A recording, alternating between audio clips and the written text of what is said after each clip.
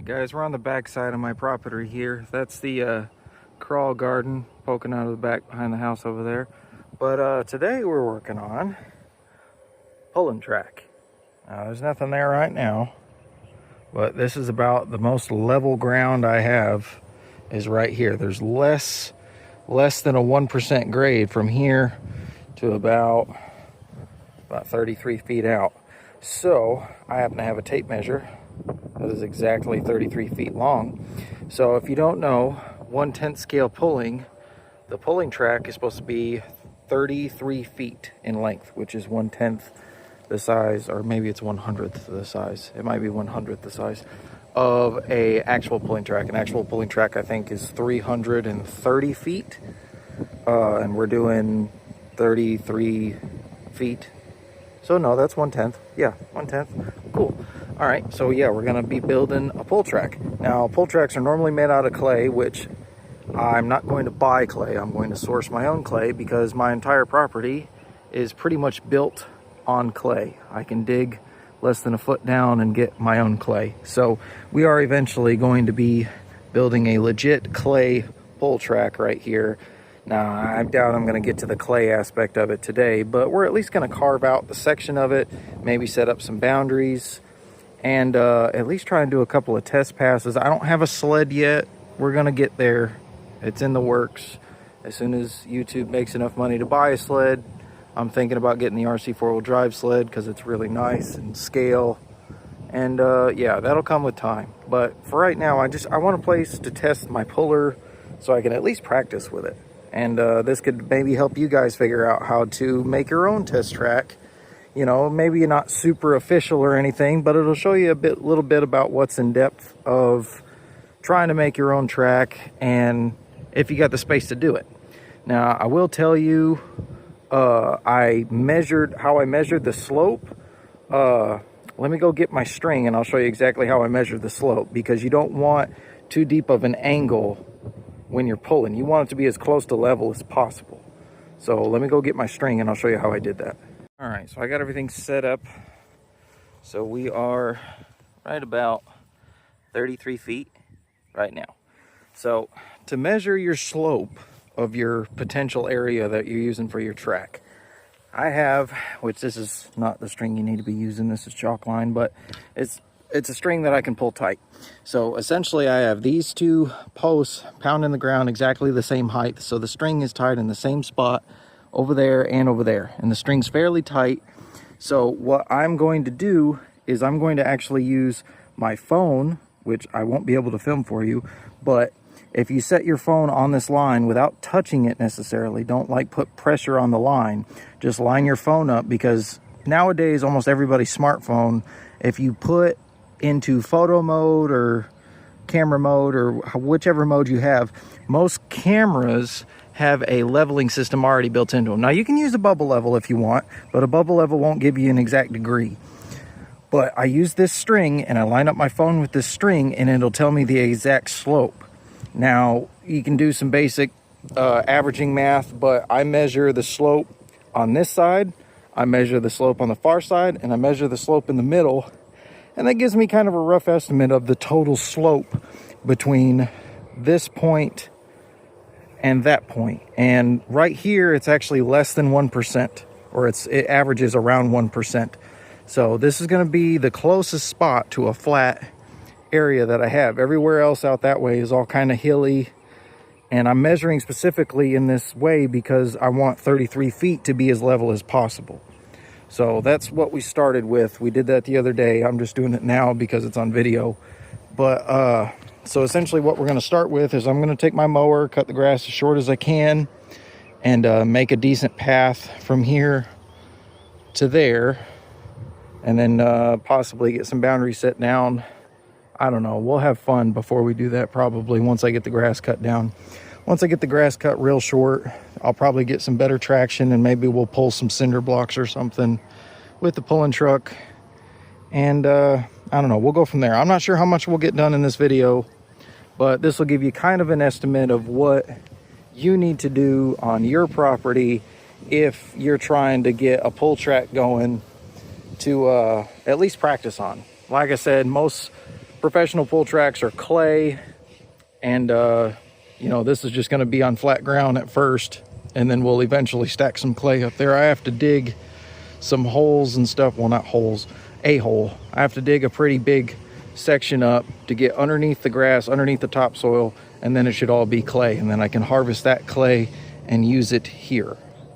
And for that I need a wheelbarrow, a big strong set of arms that I do not have at this moment, so we probably won't get that done today, but we'll chip away at it. Maybe it'll be a series of videos, but this is just going to give you an idea. All right, let's get to work on what we can.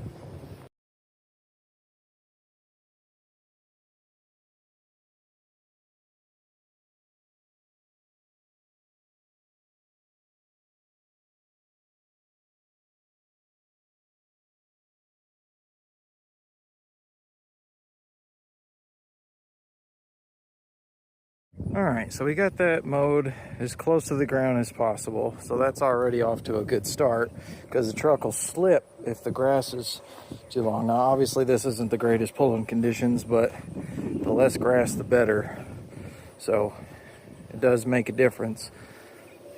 I gotta get some debris out of here and stuff, and then we'll probably just rig up something to pull.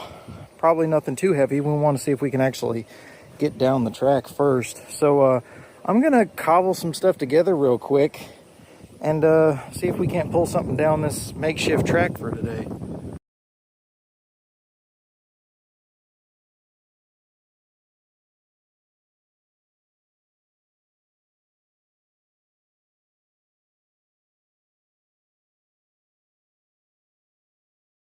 All right, so it's not pretty, but it's gonna hold weight and it's gonna slide. So essentially what I did, took an old trash can lid, zip tied it around a dolly. This is loose, just sitting up there. Dolly's got wheels, so it should roll just fine. I'm gonna be putting this brick on here. This brick weighs 16 pounds. I just weighed it on my scale. Now the whole sled all together weighs, oh man, that almost fits perfect. Almost. All right, let's put it sideways, I guess. I was asking for too much there. All right, so the sled, I just weighed the sled. That weighs 25 pounds plus a 16-pound brick, so that's 41 pounds. That's actually pretty heavy for what I'm fixing to pull it with. Speaking of which, let's go get the pulling truck.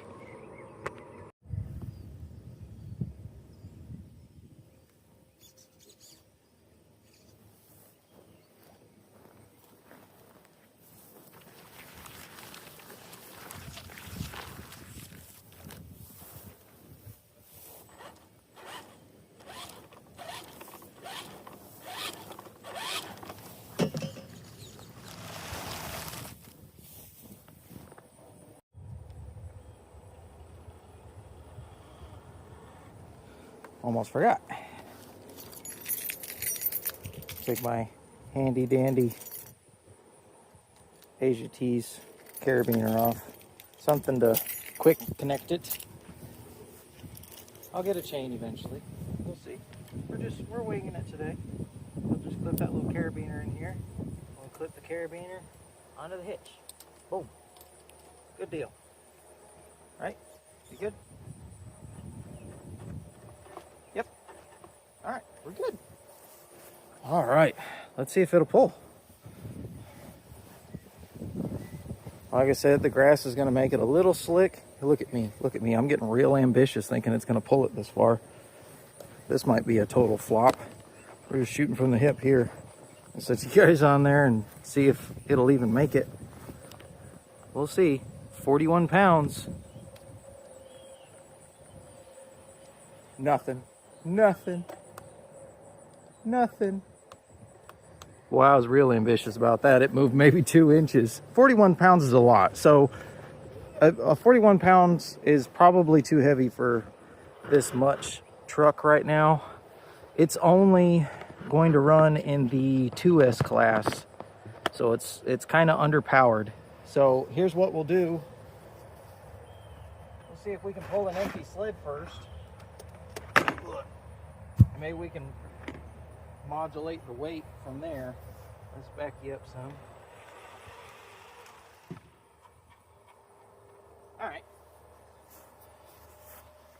let's see if it'll at least pull an empty sled. I can't make that any lighter. That's 25 pounds, so surely it could do that, right? We have to make a gearing change just to pull an empty sled. That's gonna be sad. But you know, hey, this is all part of testing. This is why I wanted a track to practice with, so I knew if this thing was even doable or not. All right, here we go. Okay, all right. It's making its way down here, nice and slow, nice and easy. I'm at full throttle, guys. It is just barely getting it. We may have to put some juice in it or something. But hey, you know, it's making it full pull. Look at you go, 25 pounds. Sure. All right.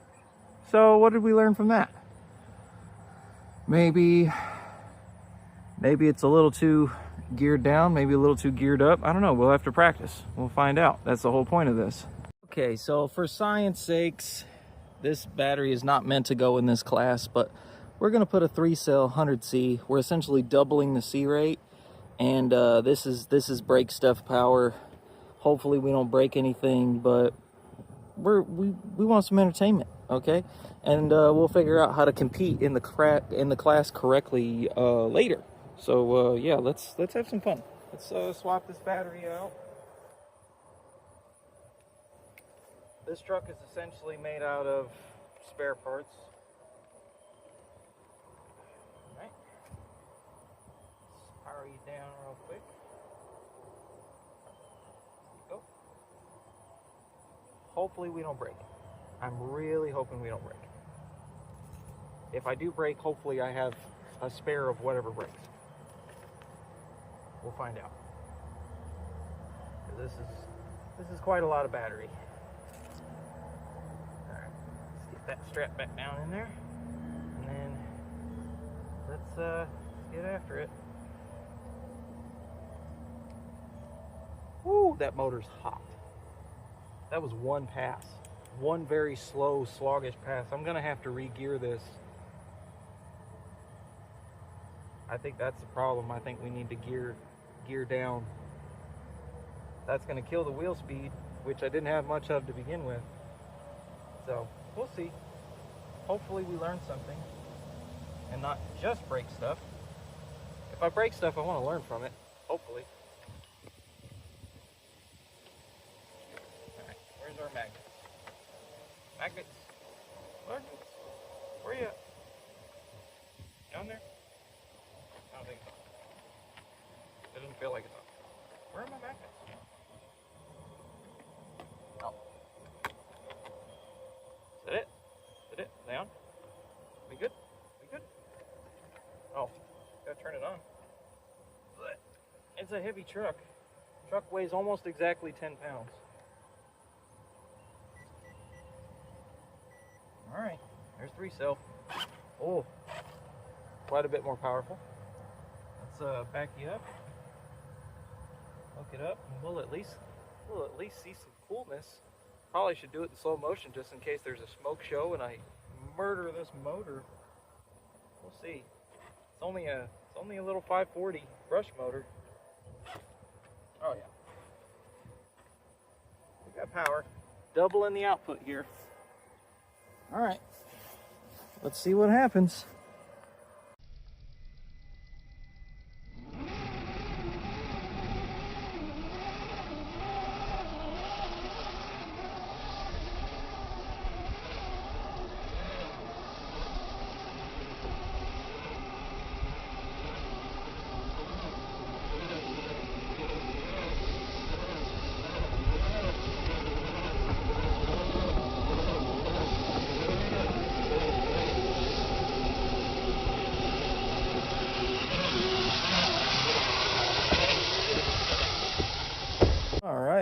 So full pull, that looked pretty cool. Wasn't carrying any weight besides the sled, but let's see if we can do that brick now on 3S. All right, we're gonna get a quick motor temp reading real quick just to see how bad I'm hurting this motor. Is it really 100 degrees out? Oh, I was about to say. All right, 95, 96. Wow, 102. All right, what about the ground? How are we doing on the ground? 104. Is it really that hot out? Holy cow. All right. So yeah, it's pretty toasty outside already. All right. Where are we at on the motor temp? Woo. 128, 131, 131, 130. That's pretty close to shutdown. About 140, 145 is usually when motors shut off, if they have an automatic shut off on them, which I don't know if this one, I don't think this one does, honestly. So we got to be careful not to just completely ruin this motor, even though this motor is used. It's been in like maybe, I don't know, 4 or 5 different trucks. It's a pretty old motor and it's tired. So if it lives through one pulling season, I'm happy. If I cook it on the first pull of Rock the Ozarks, I'm still happy because it'll at least put on a good show. So yeah, that we probably realistically need to put an electric fan on this motor to keep it from overheating. So that may be the next step. So maybe that's what we learned today, is we need an electric fan to keep this motor cool. I mean, that's not going to help us pull harder with 2S. I think I need a better 2S battery with a higher C rating, and I think that will probably help me pull better in my correct class bracket. Let's see if we can get one more good pull, and that'll probably be the end of the video, and you can kind of get a good gist of everything I got going on here so far. That being said, if you like RC pulling, let me know in the comments. Tell me all about it. If you have a pulling rig, tell me what you got. If you have ideas as to how to make what I got here a better puller, let me know. All that stuff's helpful.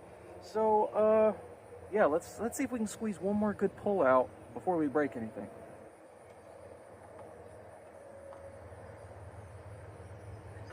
Come on, big fella. Get in there. All right, we're hooked up, ready to go.